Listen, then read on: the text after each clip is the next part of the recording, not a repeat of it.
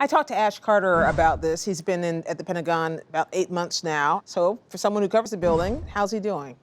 I think he's doing well. You know, Ash Carter, unlike his predecessor, Chuck Hagel, is kind of a creature of the Pentagon. You know, he's been the deputy defense secretary and really kind of knows, I mean, to succeed institutionally in Washington, you know, particularly the Pentagon, there are these vast bureaucracies. There are a lot of people who are trying to undermine you. They might be out to get you. You know, you come in, if you're someone like Carter, really just for a year and a half. And so the institution can work against you if you don't have a background in it. And he does have that background. He really knows the kind of byways and back alleys of the building.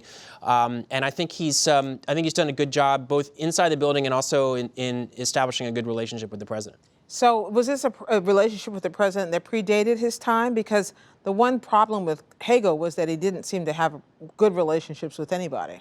Yeah, and I may not have completed the thought on Hagel. So Hagel did not have a lot of experience in the Pentagon, came in was sort of an outsider, and I think did not thrive in that regard. With the president, I think the issue for Hagel was more just kind of being a different type of person. You know, Obama is so cerebral and cool and analytical, and Hagel, you know, kind of a more from the gut guy, not really what you would think of as like a big thinker, analytical type, whereas Ash Carter has a very academic, professorial background. Indeed, he's literally a nuclear physicist. He has, has a background in nuclear science, a degree in nuclear science, Rhodes Scholar.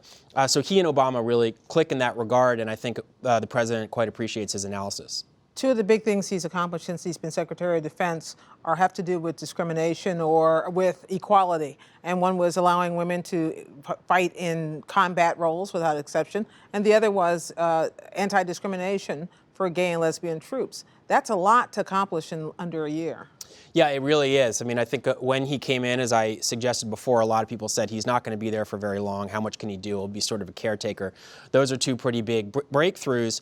And, you know, I suspect, although I couldn't prove this to you, that it may have been easier for him to do because although I said a moment ago he's a Pentagon insider, he's not a kind of a military man, right? I mean, he didn't serve in uniform. Hagel, for instance, was a Marine, and by the way, Hagel in the Senate was a Midwestern Republican, maybe a little more culturally conservative. Ash Carter is a Pennsylvania, I think, born kind of Ivy League intellectual who didn't come up in the ranks and is not as associated with the more kind of hidebound, formal, traditional military that might be more resistant to some of this change, which is all a way of saying I think he might have a little bit more freedom as, in that sense, somewhat of a cultural outsider to try to be the steward of some of these changes.